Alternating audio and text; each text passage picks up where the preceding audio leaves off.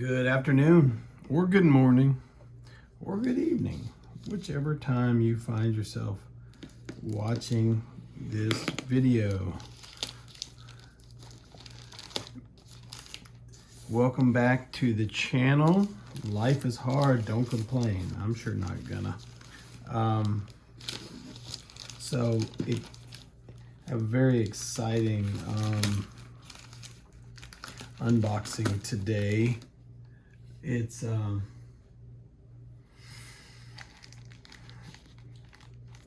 my latest and my second. So, you know, I don't have a collection of these, but yeah, you never know, I may, but these are definitely higher end knives, and the budget to procure these is you know, not really something I have right this second. Because if you're new to the channel, all of these reviews that I do, these unboxings, sometimes they're unboxings, sometimes they're just I have a knife that I want to talk about. 100% paid for by me. I don't have any sponsorships. I don't. I'm happy if a company wants to sponsor me, but as it stands now, this is just me buying knives that I like or am very interested in enough to spend my money on. So, with this review, I'm going to look at this. It's a Gen 2 Contractor from Dawson Knives. It's a American-made EDC, as the box shows you, made in America for 3 generations. Come not to bring peace, but a sword. So let's sort of get into it. And they have the packing slip with my name in it, so I'm gonna move that. See what's in the box, and I'll put the box aside. Okay,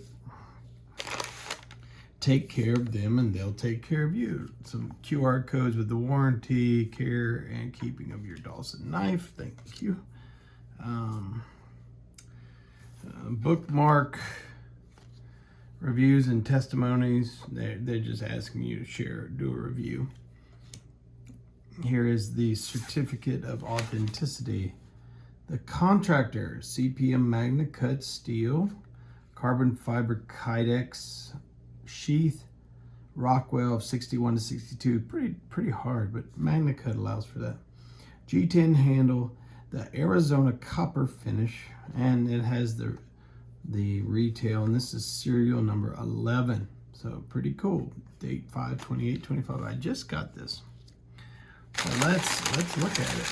And you know, when I kind of get through introducing this knife, I'll give a quick comparison with my other Dawson. Was completely, you know, different. It's a big knife. It's the Gen 2 Marauder XL, and we'll compare the two. And you know, if you're into high quality knives, blades, stick around and watch the whole video, please. And don't forget to hit the like and subscribe button if you haven't already. If you're new to the channel, welcome in. Here we have your ulti clip, a little extra. And here we go with the Contractor. And this is more designed for EDC. Look again. So what I'm going to say about this carbon fiber Kydex. Some people love them, some people hate them, and it's a passionate sort of debate going on. Some people think this feels cheap. I do not. This particular setup here on the sheath, more than likely I'll take it away because I don't. This is made a belt for your belt, and scout carry as much as some folks will. Personally, for a small knife, but small but mighty. Let's just say that.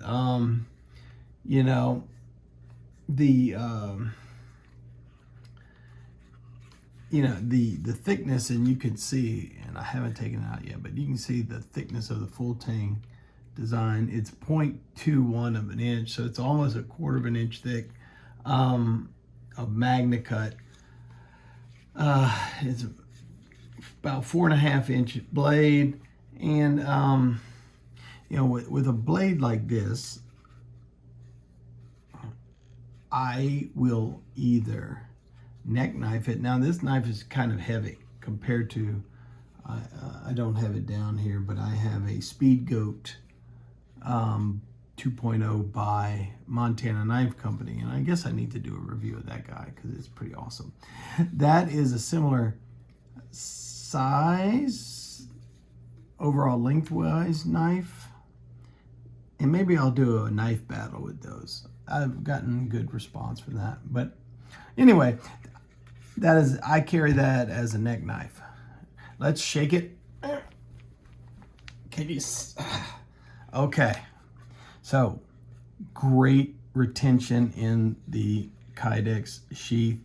I had another knife that is super premium knife, cost more than this knife, and it flew out of the sheath when I shook it, which was not, still kind of bothered by that. Big old drain hole right there. So let's take the knife out. Ooh, this sucker is in there. Okay. We'll put her here. The blade is a little over 3 inches.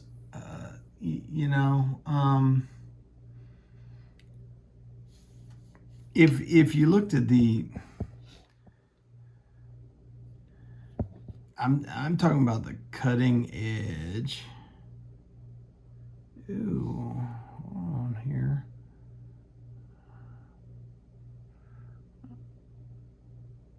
Okay. Oh, this sucker is sharp, but the cutting edge is, they said the blade's about 4.5 inches. I disagree, because I look at the length of the cutting edge, and from the sharpening choil right there, you're just over 3 inches. Jimping on top of it, finger choil for the hand. Now, nimble. This is it's a fat knife that you will be hard pressed to ever break this thing. I can't see it. It's a CPM-MagnaCut. This is called the Arizona Copper finish. It's a really cool finish. Because it's MagnaCut, I question, and maybe I'll email Dawson's and ask them this question too, but I've questioned other companies who make a big show of having a MagnaCut or some sort of stainless blade, and they they're talking about how good the coating is, whatever the finish is of the blade. And for me, a MagnaCut doesn't have to be, it doesn't need a finish. So is this simple aesthetics, or is there a corrosion resistance portion to Dawson's finishes? I don't know, and I'll have to check. We see a molded G10 handle here, removable scales.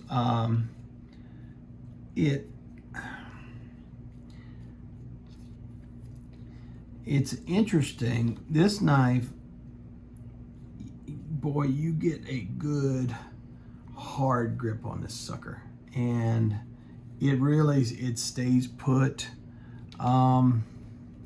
Very secure. Now, okay, I'll say this again, but I'll just point out it has 90-degree spines. So if you need to use a fire starter, this would be fine. You know, those who bushcraft, this blade's not long enough, really, in my opinion, for batoning, but some people they'll figure it out. You know, I'm not the bushcrafty kind of person. I just don't, that's not why I get knives. Would I use a knife in the bush if I'm out there? Of course. But would I use a small knife like this? More than likely, no. So anyway,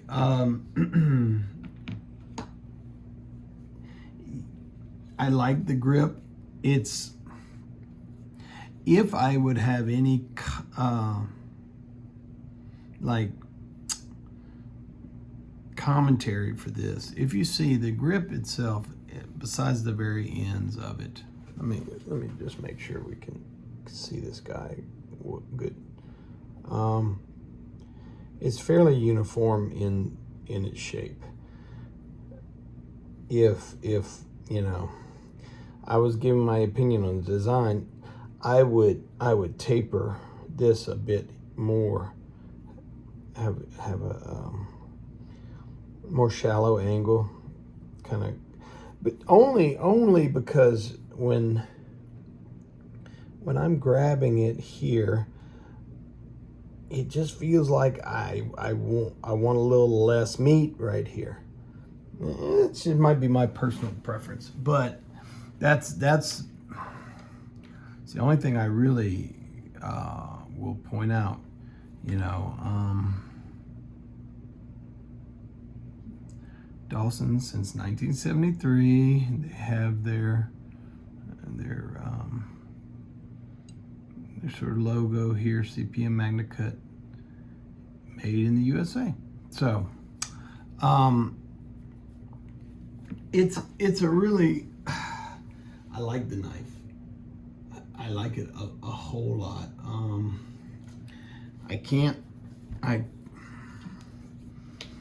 I can't say I'm in love with the knife only because of this, but I'm in deep like with it. So, you know, take that as you will. But let's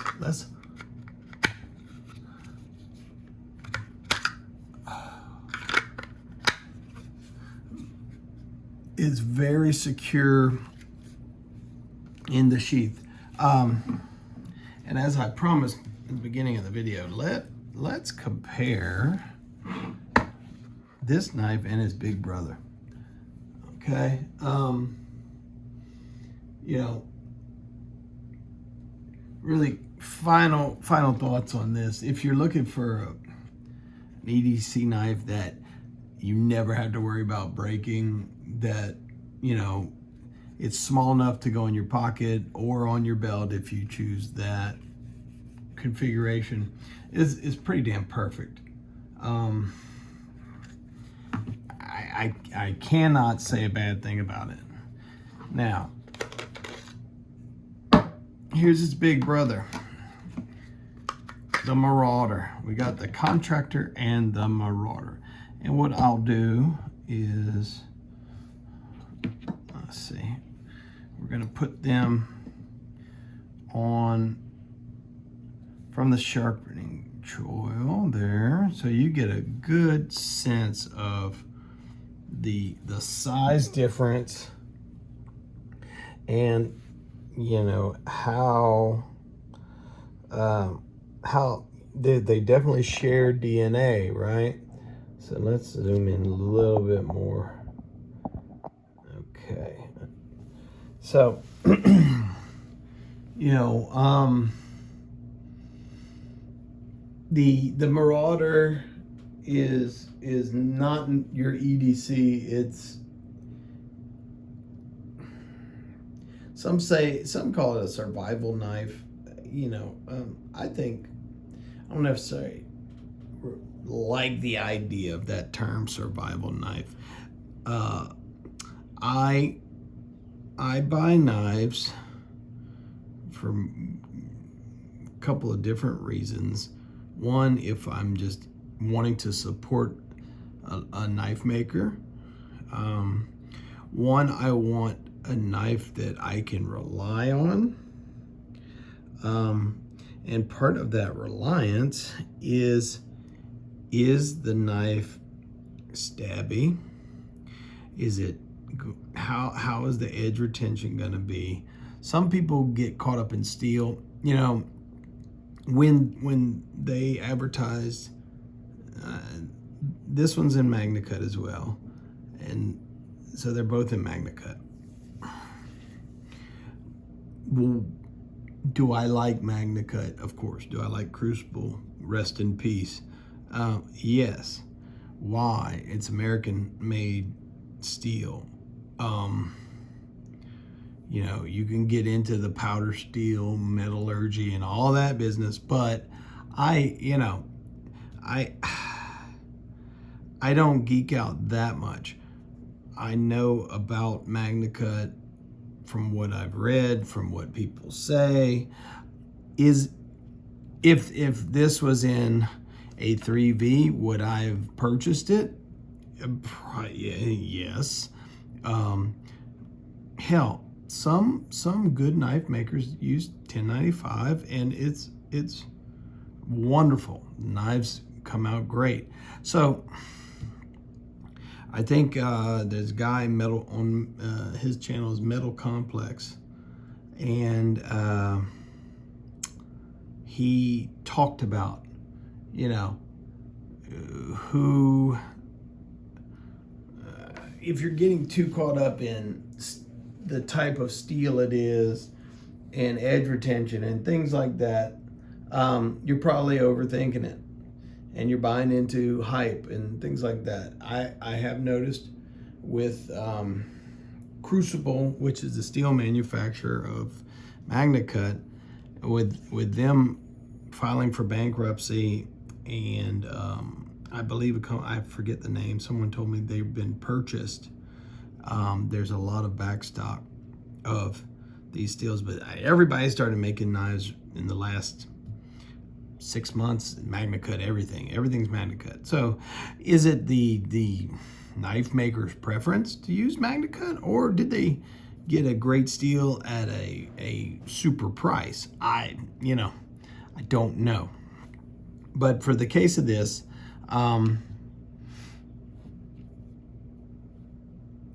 you can think of things in a couple of different ways, and this may concern people, and some people might scratch their heads and go, this guy. But here's the thing. Self-defense, unexpected self-defense, concealed carry. This guy is certainly ready for the job. Okay. Mission-oriented, brutish, stabby, protect yourself when you know you're going to need to protect yourself type of knife. Okay, so what does that really have to do in today's world? Well, you know, if you've watched the news lately,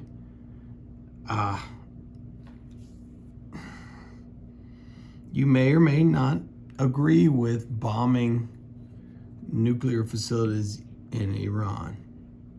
And honestly, you know, I don't want this channel to be a political football or any sort of sounding board for strong political beliefs. You do you. That's how I feel about this stuff.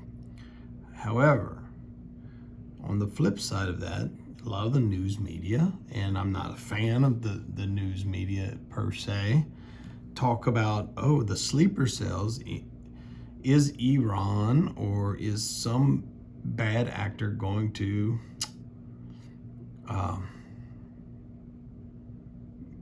activate sleeper cells in the United States?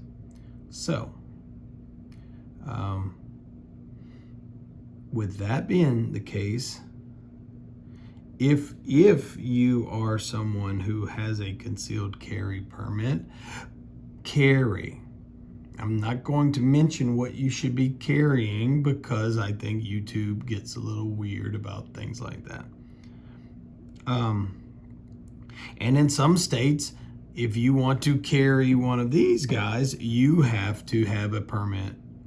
In Georgia, where I lived or live, they have a concealed weapons permit. So it kind of goes, it goes over different species, so to speak. So, long story short, if I know I'm gonna be in a hot area, this guy's coming with me. I'm going to be dressed differently. I'm going to be, you know, the only time you want to have to pull one of these guys out is if your magazine is empty. So take that where you will. But anyway, great Dawson knives. They're super high quality, lifetime warranty. I think they'll sharpen it for you if you send it back. MagnaCut steel, so it shouldn't need sharpening for quite some time. Super happy with both purchases. This one, you know, because of the size, and let's just look at the handles really quick. Okay, see the difference in the length of this handle from the G10 material. If we put it right here and put that guy right there, there is a full over an inch. It's over an inch in difference. So I don't have the same issue that I have with this guy, you know, to the point where, you know, if I could sand that and make it a little smaller just in the back, because in the front it doesn't feel the same. It doesn't feel bad. It doesn't feel bad, don't get me wrong. However, I could do a little modification for this guy, and I think it would be dialed in, and I would be in love, you know. So anyhow, with that being said, I'll put some links to Dawson Knives below. You know, I highly encourage folks who are interested in Dawson, shoot them a line, tell them about how you saw this this video. And you know, they're a small company, they don't sponsor people, and I would love it if they did, because I like their knives. It's just I can't purchase their knives as much as I would like to, you know. So anyhow, that being said, always remember, you know, life is hard. Don't complain. And, you know, see you next time.